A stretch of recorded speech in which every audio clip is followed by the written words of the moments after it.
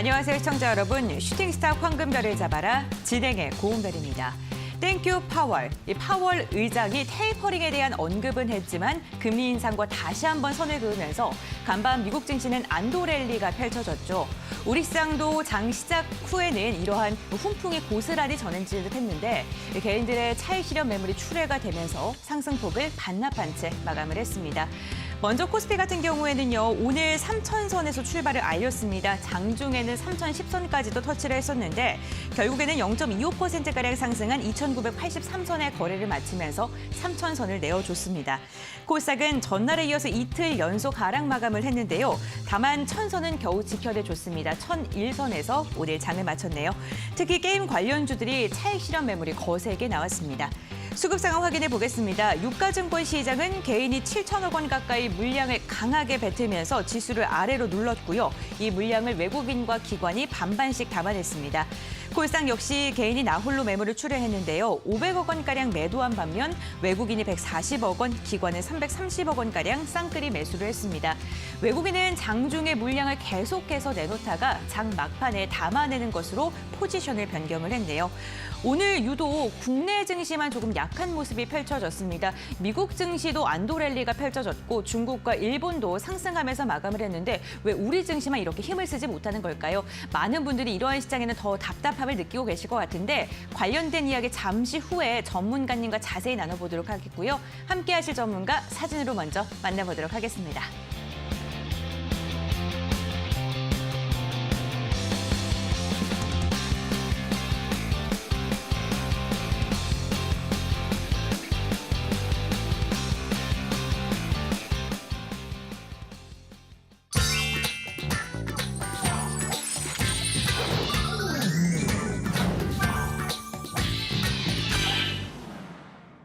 네, 오늘은 나무보다 숲을 보는 전문가, 연금술사 전문가님 함께하십니다. 안녕하세요, 전문가님. 예, 안녕하세요. 네, 오늘 장대양봉 넥타이를 매셨네요. 네. 내일은 네. 좀 붉음이 나오길 그런 기대하는 그런 마음에서 빨간 넥타이 하고 나왔습니다. 잘 어울리십니다. 우리 시청자님들에게도 이 장대양봉의 기운을 좀 나눠주시죠. 예, 알겠습니다. 네, 안녕하십니까. 연금술사입니다. 오늘 드디어 소문이 뉴스가 됐습니다. 어제 새벽에 FOMC 회의 결과가 발표가 됐는데 방금 앵커님께서 말씀하신 것처럼 미국장은 이제 계속해서 그 연중 최고치를 경신을 했는데 우리나라 장만 역시 오늘도 전강후약의 모습을 보이면서 상당히 좀 지지부진한 이런 모습을 보였고요. 아마 시청자 여러분들도 이런 점에서 정말 답답해하시고 계실 거라고 생각을 합니다. 그래서 제가 이런 부분에 대해서 방송에서 비록 짧지만 최대한 알기 쉽게 간단하게 설명을 좀 드릴까 하고 있고요. 그렇지만 저는 우리나라 증시도 결국에는 연말에 다시 상승을 하지 않을까 이런 식으로 이제 계속 방송에서 말씀을 드렸고 오늘 그 황금별을 잡아라 시간에서도 우리나라 국내 증시의 상승과 가장 밀접하게 관련이 있는 그런 종목에 대해서 제가 관심을 가지시라고 말씀을 드릴 거니까 방송 끝까지 꼭 지켜봐 주시면 좋겠습니다. 감사합니다. 네, 우리 증시에 대해서 긍정적으로 말씀을 해주셨습니다. 오늘 방송 시간 내 최대한 쉽고 간결하게 말씀을 해주시겠다라고 이야기를 해주셨지만 그래도 우리는 알고 싶은 정보가 너무나도 많습니다. 이제 전문가님 방송 시간 외에도 만날 수 있는 방법 특별하게 저희가 마련을 했죠. 홈페이지로 들어오시게 되면 함께 참여하실 수가 있는데 지금 나가고 있는 QR코드 보이실 겁니다. 이 QR코드 휴대전화로 스캔하셔도 바로 입장 가능하시고요. 홈페이지 들어오시고 싶으신 분들은 이 포털 검색창에 슈팅스타 네 글자를 검색하셔도 함께 하실 수가 있습니다. 저희 홈페이지 들어오셔서 스크롤 쭉 내리시면요. 연금술사 전문가님의 독사진이 보이고요. 그 아래에 있는 노란색 바 클릭을 해주시면 11시 20분부터 진행이 되는 무료 공개 방송에도 참여하실 수가 있습니다. 여러분들 최대한 많이 활용하시고요. 최대한 많은 정보 얻어가시길 바라겠습니다. 그럼 이제 본격적으로 슈팅스타 출발해 보도록 할게요. 첫 번째 별별 이슈부터 함께 확인해 보도록 하겠습니다. 오늘의 첫 번째 별별 이슈는요. 역시나 미국 금리 인상에 대한 불확실성이 완화됐다는 기사를 가지고 왔습니다. FOMC에 대한 이야기인데요. 아시아경제 기사를 참고를 했습니다. 간밤 미국 증시는 앞서 말씀드렸던 것처럼 FOMC의 테이퍼링 발표에도 상승세를 보이면서 장을 마쳤습니다. 연준 의장인 파월이 테이퍼링 조절 언급과 금리 인상 인내에 대한 발언을 하면서 위험심리 자산에 대한 선호도가 다시금 불타오른 건데요. 미국은 앞으로 매월 100억 달러의 국채와 50억 달러의 모기지 담보부 증권 매입을 축소할 계획이라고 합니다. 증권가에서는 미국 연준이 고용 회복이 되어야 금리 인상 시기를 앞당길 수 있다라고 예상을 하고 있는데 이 인상 시점이 내년 말 혹은 내후년 초로 전망되고 있습니다. 정말 나스닥 상승만큼 우리 증시도 가파르게 상승하면 좋을 텐데 말이죠. 과연 전문가님께서는 이러한 시장을 어떻게 생각하고 있는지 잠시 후에 전략을 들어보도록 하겠습니다. 두 번째 별별 이슈도 함께 확인해 보겠습니다. 중국의 원전 이야기입니다. 연합뉴스의 기사인데요. 최근 가장 핫했던 이야기이기도 합니다. 전날 외신이 이런 이야기를 했어요. 중국은 탄소 배출 감속 목표를 달성하기 위해서 앞으로 15년 동안 원전을 최소 150개 건설할 계획이다라고 이야기를 했는데 이 150개가요. 원전을 지난 나머지 국가들이 35년간 개발했던 수보다 더 많은 원전의 수라고 합니다. 이러한 소식에 오늘 원전 관련주를 강세를 보였습니다. 한전기술 같은 경우에는 전거래일보다 23%가량 상승한 87,600원에 장을 마쳤고요. 그리고 일진파워 같은 경우에도 17%대 강세로 마감을 했습니다. 오늘 2만 원 선 넘으면서 종가를 체결하는 데 성공을 했네요. 원전 관련주 상승의 진입 구간일까요? 아니면 지난번처럼 다시 눌림목이 나타날까요? 잠시 후 전문가님의 분석 들어보도록 하겠습니다. 세 번째 별별 이슈 확인해 보죠. 카카오의 호실적에 대한 연합뉴스의 기사입니다. 오늘 카카오는 장 시작 전에 3분기 영업이익에 대해 이 얘기를 했죠. 1,682억 원으로 지난해 동기와 비교했을 때 대략 40%가량이 증가했다라고 이야기를 했는데 매출액은요. 분기 사상 처음으로 네이버를 뛰어넘었다고 합니다. 특히나 카카오게임즈, 오딘, 발할라 라이징의 흥행 등으로 콘텐츠 부분의 매출액이 일주에 육박한 것으로 확인이 됐는데 플랫폼 규제 이슈 이후에 힘을 쓰지 못했던 카카오 9월 10일 이후 두 달 만에 종가 13만 원에 안착하는 데 성공을 했습니다. 오늘 강세 흐름이 확인이 됐는데요. 네이버 역시나 오늘 조금 오름세가 집계가 됐네요. 2%대 상승폭을 유지하면서 오늘 종가를 체결했습니다. 이제는 플랫폼 종목들 다시금 좀 눈여겨봐도 좋을지 전문가님의 의견 들어보도록 하겠습니다. 별별 이슈 화면으로 이슈 다시 한번 정리하고요. 전문가님과 자세한 전략 나눠보도록 하겠습니다.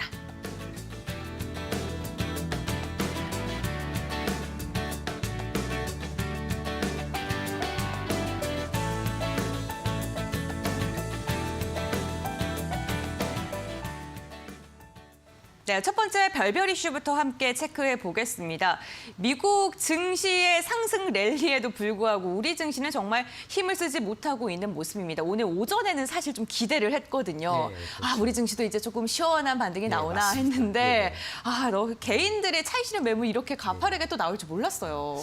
저는 뭐 개인들이 이제 차익 실현을 했기 때문에 코스피가 내렸다라고 볼 수도 있지만 보다 근본적으로 제가 이제 방송에서 계속 말씀드린 그 몇 가지의 어떤 그 불확실성 이것만 해소가 되면 우리나라 증시도 다시 연말에 좀 상승을 하지 않을까 이렇게 이제 말씀을 드리고 싶고요. 제가 이제 항상 말씀드리는 거지만 첫 번째 요소는 바로 금리, 두 번째 요소가 환율, 세 번째 요소가 이제 어떤 중국 정부의 어떤 규제 이렇게 이제 세 가지 이 요소만 좀 해결이 된다라고 하면 우리나라 증시도 다시 충분히 상승할 수 있다 이렇게 이제 말씀드리고 싶습니다. 일단 차트로 좀 설명을 드릴 건데요.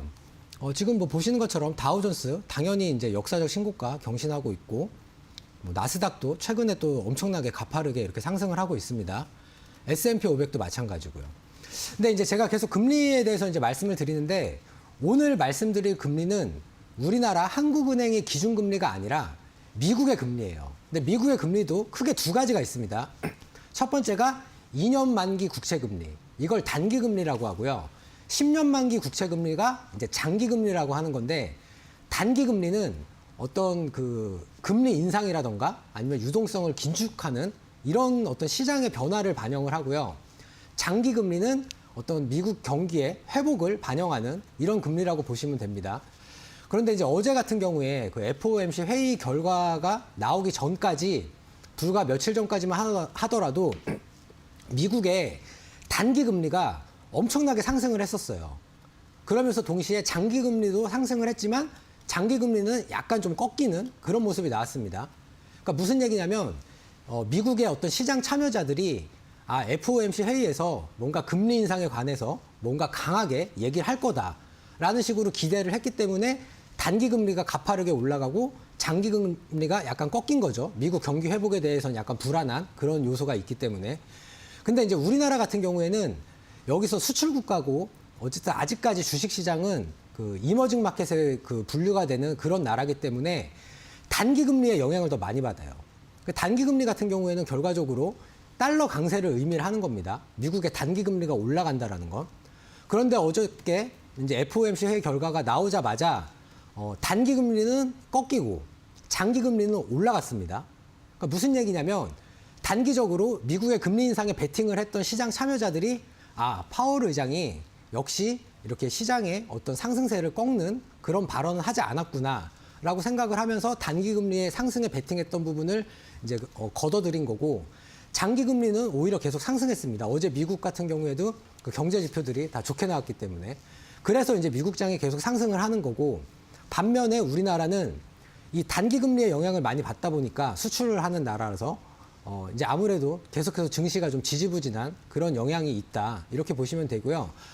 다만 한 가지 장기 금리와 단기 금리의 금리 차이를 이제 장단기 금리 차이라고 표현을 많이 하는데 이 금리가 점점 벌어지면 벌어질수록 우리나라에는 상당히 좋은 그런 이제 호재로 작용을 하게 됩니다. 과거에도 2006년부터 한 2010년 정도까지 미국의 그 장단기 금리 차이가 현저하게 벌어졌었던 그런 때가 있어요.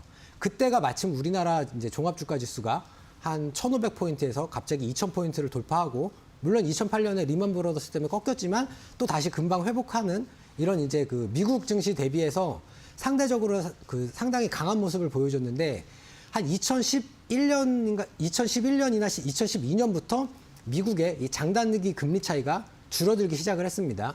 그러면서 우리나라 증시도 역시 미국 대비해서 그렇게 아주 좋은 어떤 퍼포먼스를 보여주지 못했던 그런 사례가 있습니다. 그렇지만 계속 말씀드리는 것처럼 지금 단기 금리는 어느 정도 꺾이는 추세고 장기 금리가 올라가는 추세이기 때문에 우리나라 증시도 결과적으로는 이제 상당히 좀 연말에 상승 랠리가 펼쳐지지 않을까 이렇게 생각을 하고 있고요. 그 두 번째 이제 그 불안한 요소 이건 이제 환율인데 환율 차트를 보시면 잠시만요. 예, 환율 차트 보시면 제가 계속 말씀드리지만 이게 추세선을 한번 그어보면 이렇게 이제 그을 수가 있습니다. 근데 제가 지난주 방송할 때까지만 하더라도 약간 이런 상황이었죠. 예.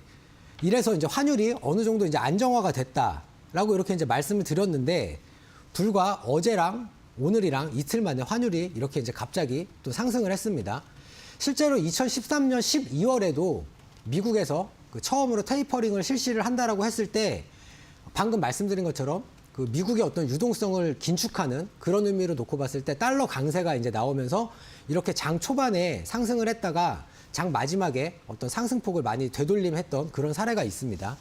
그래서 이제 환율이 이제 또 다른 변수인데 만약에 여기서 환율이 다시 한번 이 1,200원을 넘어서 돌파를 하게 된다면 코스피 같은 경우에 이제 우리나라 최근에 이제 증시에서 바닥권이 이렇게 있었죠. 2,900대 초반.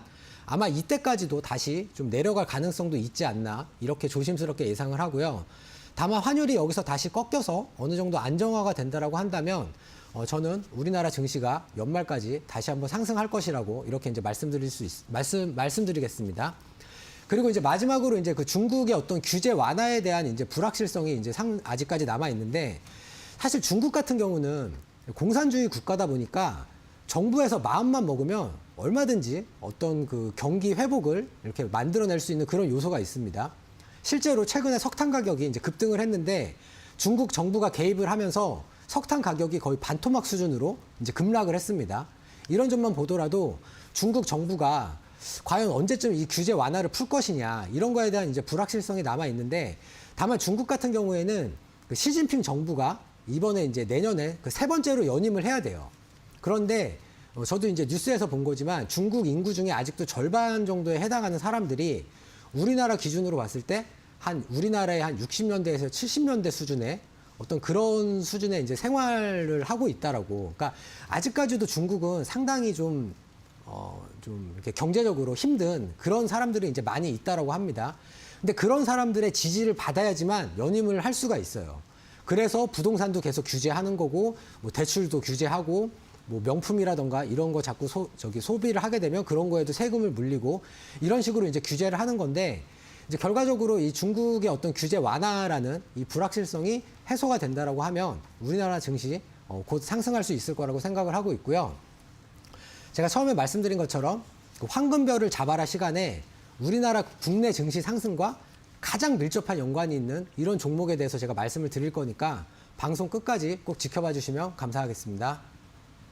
네, 세 가지의 불확실성과 이게 불확실성이 해소될 수 있는 이유에 대해서 이야기를 해주셨으면 조금 긍정적인 시각으로 국내 증시를 바라보셔도 좋을 것 같습니다. 두 번째 별별 이슈 확인해 보겠습니다. 중국 이야기입니다. 중국이 원전을 150기를 늘리겠다라고 이야기를 했는데 정말 어마무시하게 많이 늘린다는 계획이에요. 그 미국이 한 93개 정도인가 있다고 알고 있거든요. 그렇죠? 네, 그런데 지금 미국이 들고 있는 것보다 더 많이 지금 짓겠다. 거잖아요. 그렇죠. 한 네. 2020년대 중반쯤 되면 네. 중국이 이제 전 세계에서 원자력 발전소를 가장 많이 가진 나라가 될 거라고 이렇게 얘기를 하고 있습니다. 그렇구나. 그렇다면 이 원전 관련주들이요. 6월에 좀 상승이 나오다가 좀 눌렸잖아요. 예, 맞습니다. 근데 오늘 시세만 본다면 이제 다시금 좀 상승을 시도를 하는 것인지 예. 아니면 또다시 주춤할 것인지 많은 예. 분들께서 궁금해하실 것 같거든요.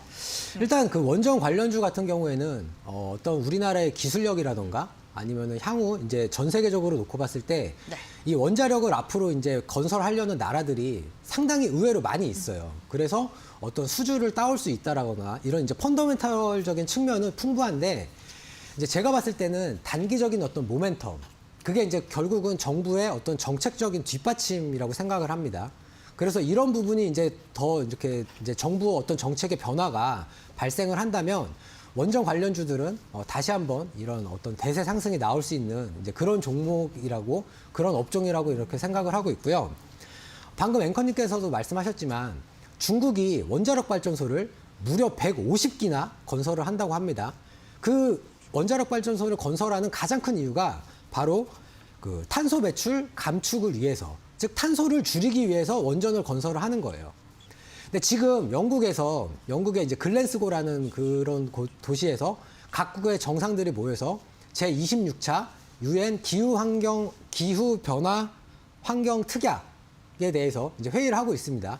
여기서도 계속 뭐 탄소 중립, 뭐 기후 변화 이런 쪽으로 이제 계속 얘기가 나오고 있고 얼마 전에도 이제 문재인 대통령이 우리나라 2050년 되면 탄소 제출을 뭐 제로로 줄이겠다 이런 식으로 이제 뉴스를 발표를 했는데 이 회의에 앞서서 국제 원자력 기구 IAEA 그 예전에 이제 뭐 북한 관련해서 좀 이렇게 뉴스 보신 분들은 그렇게 이제 낯선 단어가 아닐 거예요. 아무튼 이 국제 원자력 그 회의 기구에서 이제 미국, 영국, 프랑스, 중국, 일본 다 선진국이죠. 이런 나라를 포함한 9개국이 이제 그 지지 성명을 냈는데 그 보고서에 보시면 무슨 내용이 있냐면 원자력 발전소야말로 어떤 탄소 중립을 하는 거에 있어서 정말로 괜찮은 그런 이제 에너지원이다. 이런 식으로 이제 그 얘기를 한 게 있습니다. 그 보고서의 이제 내용을 보시면 대체 에너지, 특히 태양광이라던가 풍력 같은 경우에는 이제 날씨의 영향을 많이 받잖아요. 그래서 발전량 자체가 상당히 이제 들쑥날쑥합니다. 근데 원자력 같은 경우에는 그런 날씨의 영향을 전혀 받지 않기 때문에 상당히 꾸준하고 안정적으로 이제 그 전기 에너지를 생산을 할 수가 있고요. 만약에 기존의 석탄 발전의 20% 정도만 원전으로 돌린다고 하더라도 탄소 배출량이 약 한 15% 정도 이렇게 절감이 되는 이런 효과가 있다고 합니다.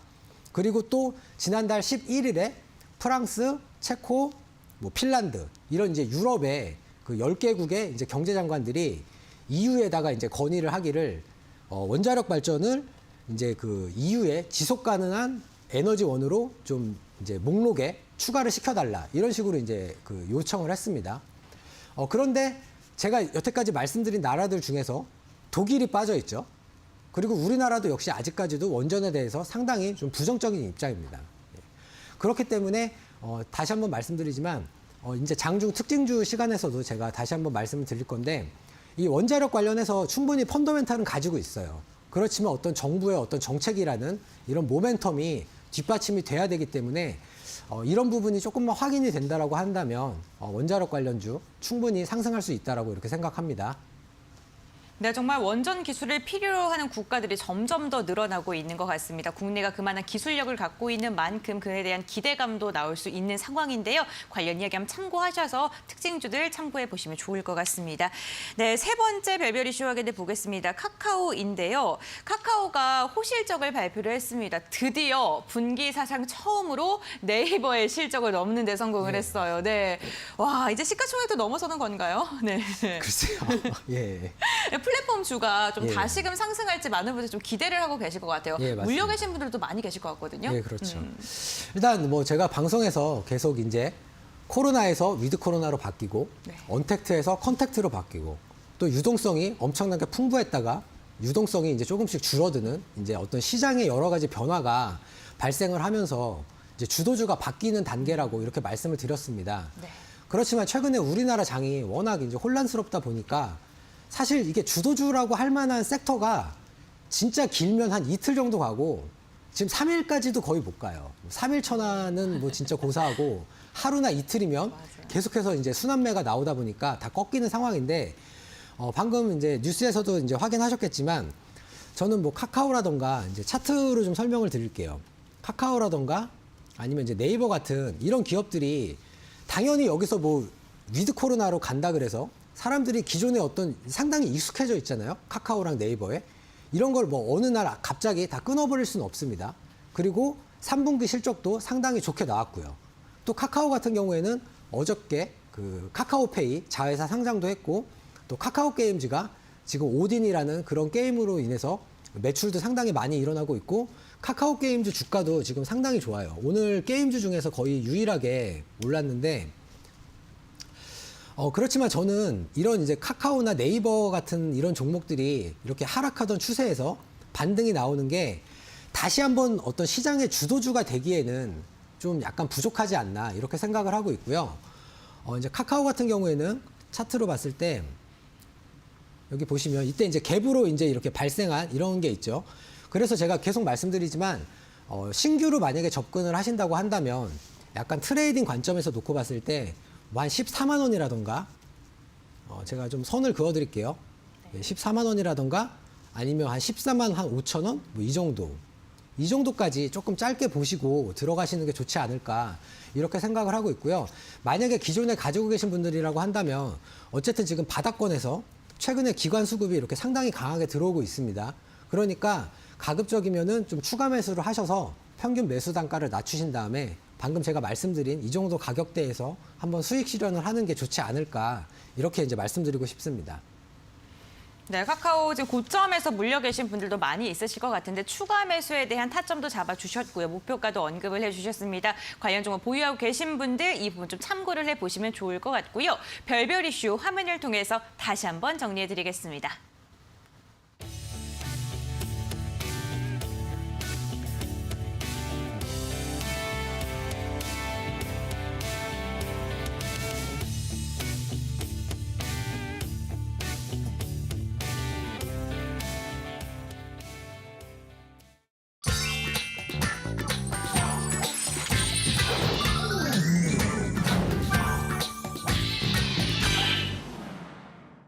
네, 오늘 우리 시장에서 주목했던 특별한 종목들은 이야기해보는 시간입니다. 오늘도 5가지 특별 종목을 살펴볼 텐데요. 첫 번째 종목부터 확인해 보도록 하겠습니다. 오늘 첫 번째 종목은 원전 관련주 가지고 왔습니다. 두산중공업인데요. 오늘 중국이 탄소 배출 감축 목표를 달성하기 위해서 앞으로 15년 동안 원전을 최소 150개 달성하겠다라고 이야기를 했죠. 방금 전에 전문가님께서도 말씀을 해주셨는데 두산중공업 이에 대한 기대감에 장중에 11% 두 자릿대 강세가 포착이 됐었고요. 종가도 6%대로 마감하는 데 성공했습니다. 26,250원에 종가를 체결하는 데 성공을 했네요. 두 번째 특별 종목 확인해 보겠습니다. 하이브인데요. 와, 하이브의 기세가 정말 매섭습니다. 하이브가 블록체인 업체 두나무와 손을 잡고 NFT 사업에 진출한다는 소식에 오늘 상장한 이후 최고가를 기록하는 데 성공을 했는데요. 종가 그리고 장중 고가 모두 다 지난해 상장 이후 가장 높은 수준을 기록했습니다. 오늘 장 마감 후에 실적이 발표됐습니다. 발표가 됐는데 이 3분기 코로나19 여파에도 불구하고 방탄소년단의 히트곡 버터에 힘입어서 지난해보다 63%가량 증가한 656억 원의 영업이익을 달성하는 데 성공했습니다. 하이브 같은 경우에는 오늘 종가 35만 6,500원에 체결이 됐고 시간외에서도 1%대 상승하면서 마감을 했습니다. 다음 종목 확인해 보겠습니다. 고려시멘트 함께 체크해 볼게요. 6거래일째 상승 추세를 이어가고 있는 종목이기도 한데요. 오늘 강한 거래량과 함께 장중 두 자릿대 강세도 포착이 됐습니다. 요소 품귀 현상이 시멘트 생산 차질까지 번지면서 오늘 강세를 보였는데 최근 요소수에서 시작된 공급 부족 사태가 점점 다른 산업으로 번지고 있는 양상을 보여주고 있습니다. 오늘 종가 같은 경우에는 8%가량 상승한 채 마감을 했습니다. 계속해서 다음 종목 확인해 보겠습니다. NC소프트입니다. 신작 리니지 W가 출시됐지만 오늘 주가는 급락세가 펼쳐졌습니다. 장중에는 13%가량 넘게 밀리는 모습도 보여줬는데 56만 원 선까지 하회했습니다. 리니지 W의 정식 출시일에 게임에 대한 실망감이 나오면서 이렇게 매물이 출회된 것으로 보이는데요. 유저들은 그래픽 질이 기대보다 낮고 여전히 과금 요소가 존재한다며 부정적인 반응을 보이고 있습니다. 오늘 종가도 9%가량 하락한 채 마감을 했습니다. 계속해서 다음 종목 확인해 보겠습니다. 마지막 종목은요, NX입니다. 오늘 리모델링 관련주들도 들썩였습니다. 오세훈 시장이 취임한 뒤에 서울 시내에서 주택 8만 가구에 대한 공급 절차가 진행 중인 것으로 나타나면서 관련 종목들이 주목을 받았는데요. NX 같은 경우엔 주방 가구 업체이죠. 주택 공급이 늘어나게 된다면 건설사에 납품하는 그 주방 가구 또한 늘어날 수밖에 없기 때문에 NX에 대한 실적 기대감이 투심으로 이어진 것으로 보입니다. 오늘 오후장 장중 고점으로 종가를 체결하는 데 성공했습니다. 9% 상승하면서 마감을 했고요. 2,950원에 종가를 체결했네요. 네, 이렇게 5가지 특별한 종목을 알아봤고요. 이 중에 몇 가지 심도 있는 분석과 전략을 나눠보도록 하겠습니다. 원전주 안 여쭤볼 수가 없을 것 같아요. 네. 두산중공업인데 두산중공업은 뭐 많은 원전 관련주들이 있긴 하지만 그중에서도 기술력을 갖고 있는 기업으로 맞습니다. 유명하잖아요. 네. 이 종목 좀 앞으로 어떻게 흘러갈까요? 방금 제가 이제 그 장중 이슈에서도 말씀드렸지만 일단 두산중공업 같은 경우에는 상당히 이제 높은 기술력을 가지고 있는 것은 분명합니다.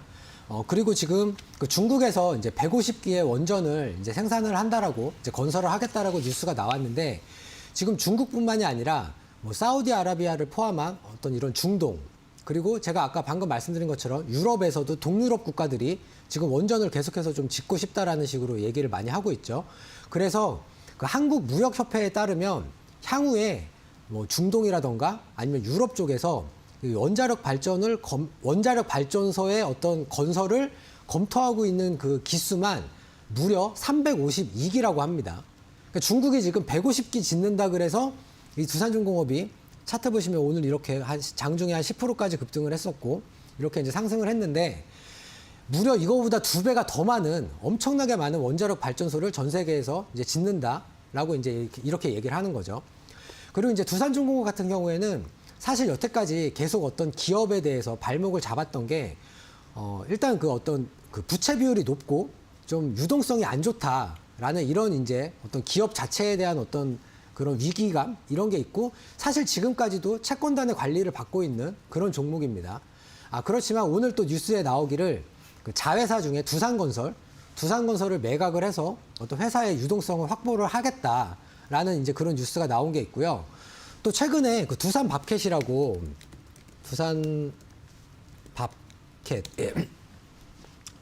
두산밥켓이라고 이 회사 같은 경우에 이제 미국의 그 인프라 법안이 통과가 되면서 잠깐 이제 상승을 했다가 뭐 지금 다시 꺾이긴 했는데 이 회사 같은 경우에는 이제 해외에서 상당히 많은 매출을 발생을 하고 있어요. 그래서 사실 이 두산밥켓이 이 두산중공업에 미치는 영향이 실제로 지금 두산중공업의 어떤 영업이익이나 매출보다 훨씬 더 큽니다.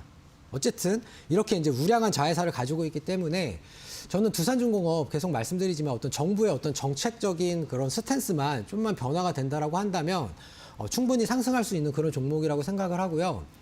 뭐 저는 지금 가격대가 상당히 좀 매력적이라고 생각을 해요. 그래서 만약에 매수를 하신다면 뭐 한 지금 26,000원, 한 25,000원 이 정도쯤에 이제 매수하시면 좋을 것 같고요. 목표가는 1차로는 이제 전고점인 32,000원. 예, 이게 되겠고요. 월봉으로 놓고 봤을 때는 조금 더 땡겨서 보면은 잠시만요. 이게 안 땡겨지네. 예. 월봉으로 놓고 봤을 때는 약 한 4만 원 이 정도 선까지는 좀 홀딩 하셔가지고, 그러니까 바이 앤 홀드 전략이죠. 예. 사셔가지고 좀 장기적으로 가지고 가시면 좀 충분히 수익이 나지 않을까 이렇게 생각을 하고 있고요. 예. 이 정도까지만 일단 말씀드리겠습니다. 예. 네, 알겠습니다. 두산중공업에 대해서 뭐 부채가 높다라든가 유동성 문제가 있다라든가 이런 부분은 살짝 해소가 되고 있다라고 이야기를 해주시면서 정부의 정책 기조만 바뀐다면 충분히 상승할 여력이 있는 그러한 기업이다라고 이야기해 주셨습니다. 네, 계속해서 다음 종목 여쭤보겠습니다. 이번에는 NC소프트입니다. NC소프트 오늘 정말 많이 기다리셨을 것 같아요. 그 구글 1위를 했다라는 이야기도 들리면서 진짜 이제는 좀 상승하는 게 아닌가 싶었는데 리니지를 개발한다는 그 마음을 마지막 리니지를 개발한다는 마음으로 하겠다라고 대표가 말을 했었단 말이죠. 예, 맞습니다. 근데도 아직도 좀 부정적인 여론이 좀 우세한 것 같거든요. 예.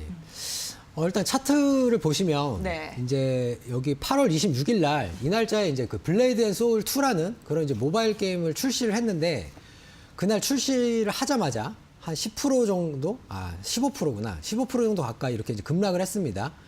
그렇게 해서 이제 주가가 계속해서 이제 우하향을 하다가 최근에 이제 오늘 출시한 그 리니지 W라는 게임의 어떤 사전 다운로드 숫자가 좀 많이 증가를 하면서 이제 기대감 때문에 이 바닥권에서 약 한 20% 정도의 이제 반등이 나왔는데 오늘 또 막상 그 게임을 출시를 하자마자 이제 어떤 그 게임에 대한 또 뭐 그래픽이 상당히 안 좋다라거나 아니면 뭐 과금 요소 이런 거에 대해서 이제 유저들의 불만이 이제 터져 나오면서 오늘 결과적으로 외국인하고 기관들이 이제 양매도를 하면서 이렇게 이제 주가가 이제 많이 폭락을 했습니다. 사실 뭐 게임 그리고 뭐 어떤 엔터 쪽 그리고 뭐 영화나 드라마 같은 콘텐츠 이런 업종들은 뭔가 이렇게 새로운 제품을 내놨을 때 그게 소위 시장에서 이제 대박을 치기가 어떻게 보면 훨씬 더 그런 확률이 낮습니다. 예. 그렇기 때문에 이제 NC소프트가 이렇게 좀 많이 좀 힘들어진 그런 상황이 아닌가 이렇게 생각을 하고요. 또 반면에 오징어 게임 같은 경우에는 정말로 진짜 소위 대박이 난 케이스죠. 그래서 그 오징어 게임의 여파로 인해서 아직까지도 우리나라 콘텐츠 관련 주식들이 상승세가 뭐 물론 이제 개별 종목들로 봤을 때는 뭐 꺾인 종목들도 있고 그렇지 않은 종목들도 있지만 어쨌든 우리나라 콘텐츠 업종 자체에 대한 전반적인 매수세를 불러일으켰다라고 생각을 하고요. 일단 이 NC소프트 같은 경우에는 향후에 이제 그 아이온 2라던가 아니면 프로젝트 TL이라는 이런 이제 신작 게임의 어떤 매출에 이 주가의 방향성이 달려 있다. 이렇게 이제 말씀을 드릴 수가 있겠고요. 만약에 NC소프트 지금 아직 안 가지고 계신 분들이라고 한다면 제 생각에는 신규 진입은 조금 부담스럽지 않나. 물론 가격대를 보면 분명히 메리트가 있습니다. 그렇지만 제가 항상 말씀드리는 건데 다 이렇게 주가가 빠지는 거에는 다 원인이 있어요. 그래서 그런 원인이 뭔지를 명확하게 알고 그 원인이 해소가 된 다음에 그럴 때 이제 매수를 하시는 게 저는 좋다라고 생각을 하기 때문에 신규 진입은 조금 자제를 하시는 게 좋지 않나 이렇게 생각을 하고요. 뭐 기존에 가지고 계신 분들은 이제 뭐 소위 말하는 이제 버티는 수밖에 없지 않나. 예, 좀 이렇게 이제 말씀을 드리고 싶습니다. 예. 네, NC소프트 신작 발표에도 불구하고 주가가 하락하면서 관련 종목을 보유하고 계신 분들께서 깜짝 놀라셨을 것 같습니다. 신규 진입은 조금 부담스러운 자리다라고 이야기하시면서 신작 게임의 흥행 여부에 따라 주가의 방향이 결정될 것이다라고 말씀을 해주셨네요. 두 가지 종목 자세하게 분석을 해봤고요. 화면을 통해서 다시 한번 정리해드리겠습니다.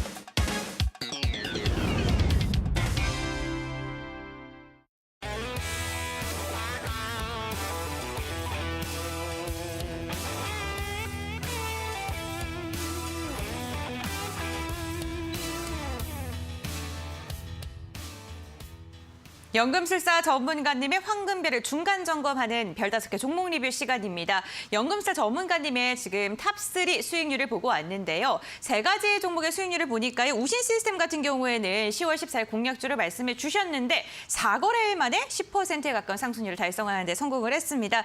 만도 9월 30일 공략주죠. 두 자릿대 강세 17%의 상승률 달성했고 TSI 같은 경우에는 18,400원 최고가를 터치하면서 58%의 상승률을 기록하는 데 성공을 했습니다. 네, 이렇게 탑3 종목의 수익률을 보니까요. 또 오늘 중간 점검도 잘 해드려야겠다라는 생각이 드는데 첫 번째로 여쭤볼 종목은 만도입니다. 9월 30일 공략주를 말씀을 해드렸던 종목인데요. 66,300원 터치하면서 17%의 상승률을 달성하는 데 성공을 했습니다. 10월 13일 크게 상승을 나눠주고 나서 27일 최고가를 기록을 했는데 그 후에 또 계속 상단에서 좀 버텨주고 있는 모습이 나오고 있거든요. 네, 다시 한번 시세를 분출할 수 있을까요? 예, 저는 네. 일단 차트상으로 봤을 때 지금 한 65,000원 내지 66,000원 지금 이 정도쯤에서 거의 한 열흘 넘게 이렇게 이제 그 가로로 횡보를 하고 있는 이런 모습을 보여주고 있는데 이 정도의 이제 매물대만 좀 돌파를 한다고 하면 계속 말씀드리지만 한 7만 원 이상까지 충분히 이제 상승할 수 있는 그런 종목이라고 생각을 하고요. 오늘 같은 경우에 이제 자동차 업종들이 좀 간만에 좀 반등을 했습니다. 기아차 보시면 2.35% 반등했고요. 현대차도 2.64% 이렇게 이제 반등을 했는데 사실 제가 이제 주도주가 앞으로 바뀌면서 그 중에 제일 첫 번째로 뽑은 이 주도주 업종을 자동차로 제가 뽑았습니다.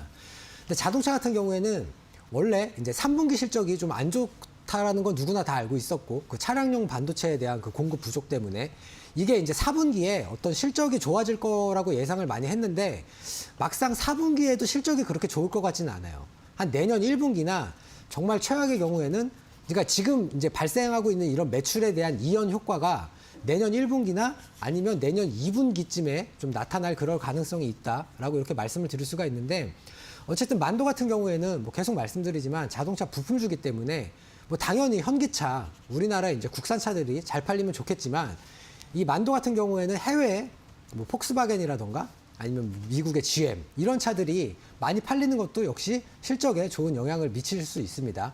그리고 만도 같은 경우에 또 자율주행 관련해서도 상당히 좋은 실력을 가지고 기술력을 가지고 있기 때문에 만도 지금 가격대에서라도 저는 신규 진입하셔도 충분히 매력적인 그런 가격대라고 생각을 하고요.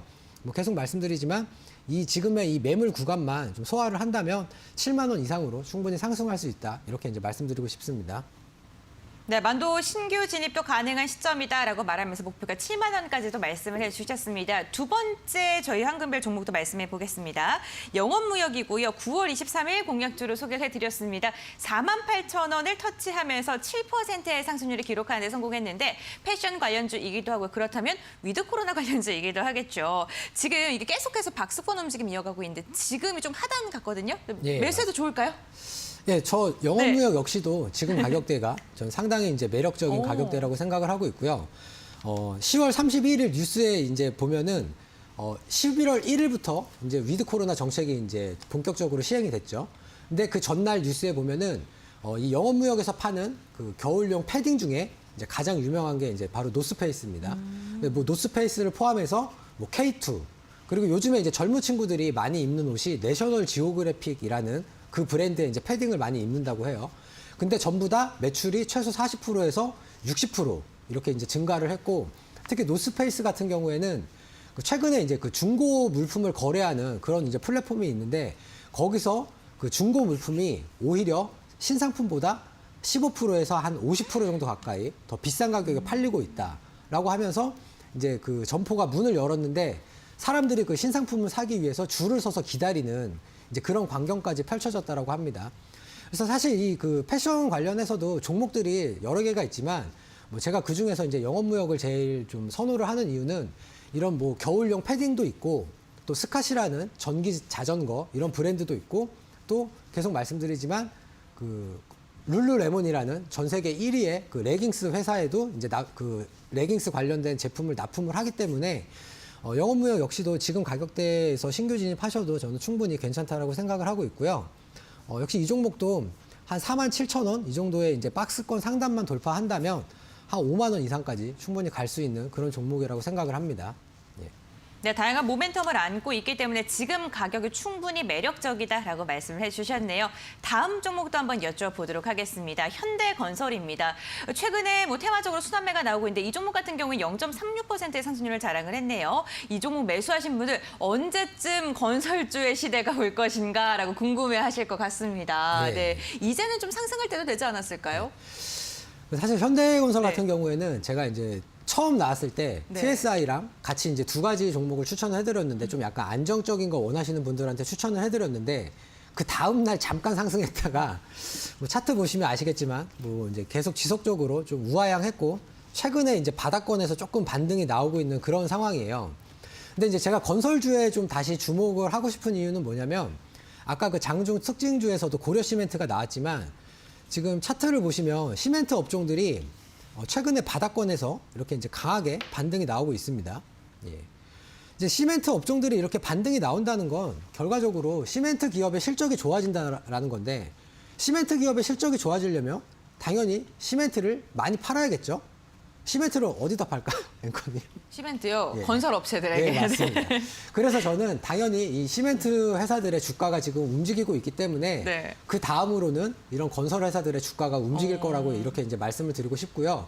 또 이제 조만간 이제 대통령이 이제 뭐 정권이 바뀔지 안 바뀔지 모르겠지만 어쨌든 각종 그 여러 대선 후보들마다 각종 그 다양한 부동산 정책을 지속적으로 이제 내놓고 있기 때문에 그렇기 때문에라도 이제 건설주들이 좀 움직일 시기가 되지 않았나라고 생각을 해서 이 현대건설을 이제 오늘 다시 한번 이렇게 좀 말씀을 드리고 싶습니다. 예. 네, 시멘트주가 상승을 하게 됐는데 그거에 대한 여파, 테마 순환매의 영향으로 인해서 건설주들도 다시금 상승을 할 수도 있다라고 이야기를 해주셨습니다. 현대건설 보유하고 계신 분들께서는요, 좀 참고를 해보시면 좋을 것 같네요. 네, 이렇게 별 5개 공략주를 중간 점검해봤는데 화면을 통해서 다시 한번 정리해드리겠습니다.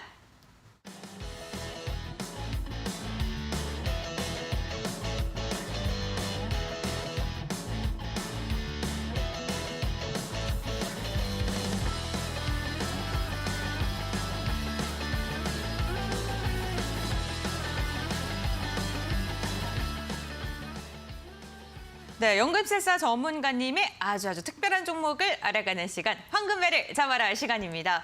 오늘은요, 정말 시장에 어떻게 대응할지 모르실 것 같은 분들을 위해서 2가지 종목을 또 갖고 오셨다고 합니다. 먼저 첫 번째로 가져온 종목부터 소개를 부탁드릴게요. 네, 알겠습니다. 네. 예. 아마 이제 시청자 여러분들께서 이제 자제분들 중에서 이제 고3이라고 한다면 이제 조만간 수능이 이제 나오게 되죠. 맞아요. 예. 지금 위드 코로나 정책이 이제 시행이 되면서 이제 학교에 이제 등교가 전면적으로 다 이제 시행이 됐습니다.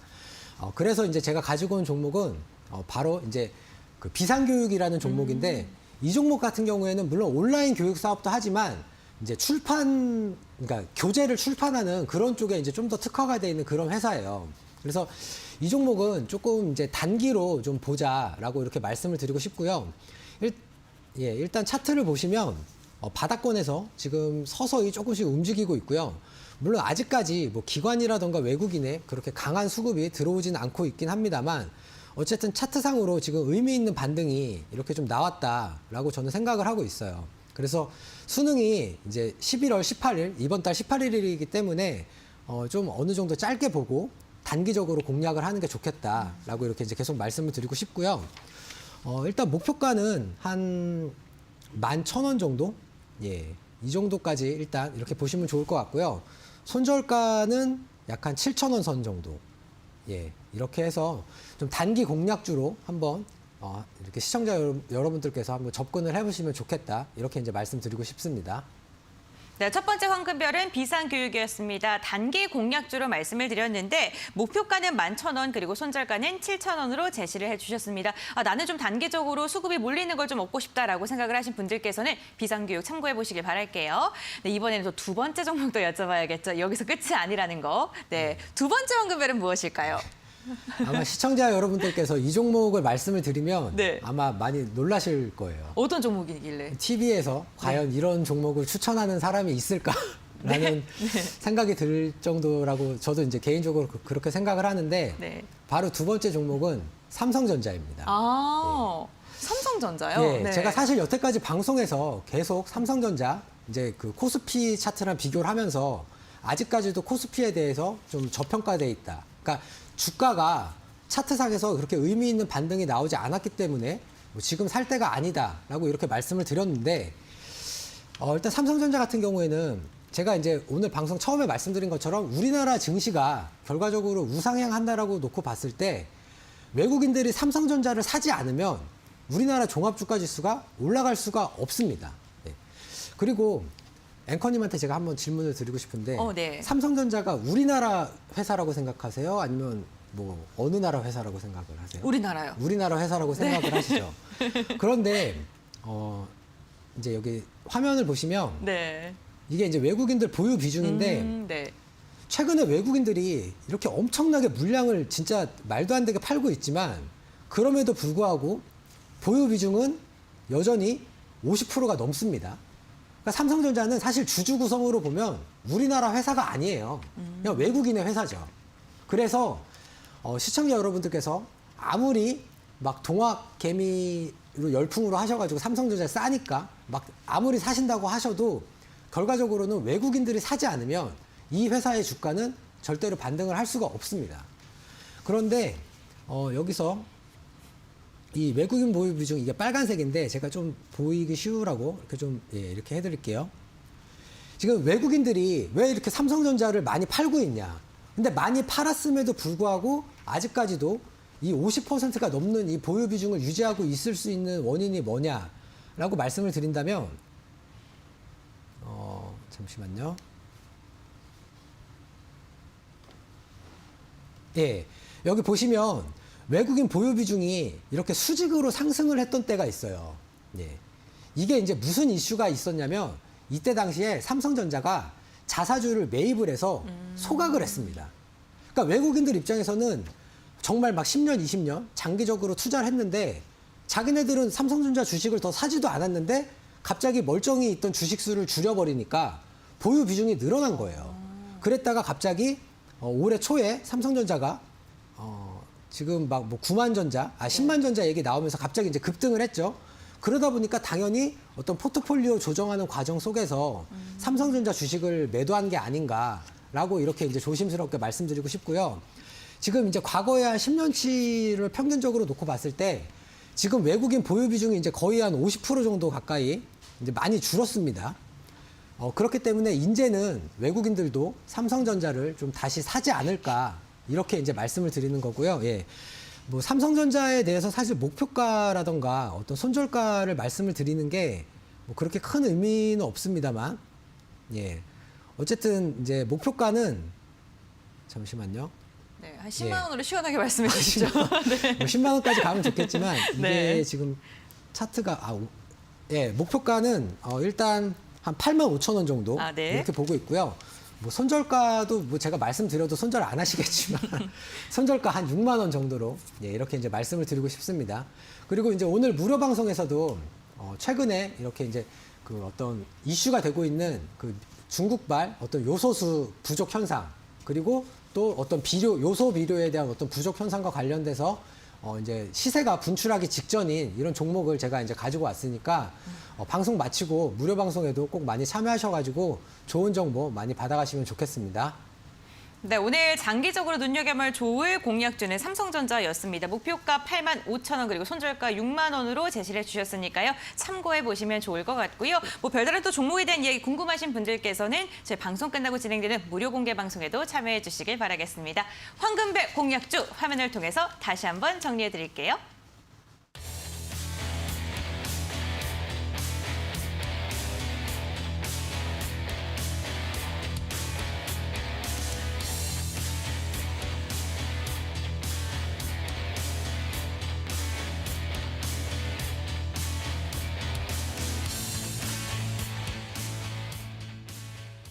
네, 연금술사 전문가님과 이제 또 헤어질 시간이 다가왔습니다. 저희 11시 20분부터 진행되는 무료 공개 방송에 요소수와 관련된 핵심 종목들을 또 말씀을 해주신다라고 앞서서 이야기를 해주셨는데 참여할 수 있는 방법, 함께할 수 있는 방법에 대해서 알려드리도록 하겠습니다. 두 가지가 있는데요. 지금 아래에 나가고 있는 QR코드를요. 휴대전화로 스캔하시면 바로 홈페이지로 입장이 가능하고요. 포털 검색창에 슈팅스탁 4글자를 검색하셔도 함께하실 수가 있습니다. 홈페이지 입장하셔서 스크롤 쭉 내리시면 연금술사 전문가님 사진 아래에 있는 노란색 바를 클릭을 해주시기를 바라겠습니다. 과연 요소수 대란 속에 어떠한 종목이 시세를 분출할까요? 11시 20분에 진행되는 무료 공개 방송 참여하셔서 관련 정보 얻어가시기 바랄게요. 내일은 또 금요일입니다, 여러분들. 한 주의 마무리 잘 하시길 바라겠고요. 내일도 저녁 10시에 만나뵙길 바라겠습니다. 끝까지 함께해 주셔서 진심으로 감사드립니다.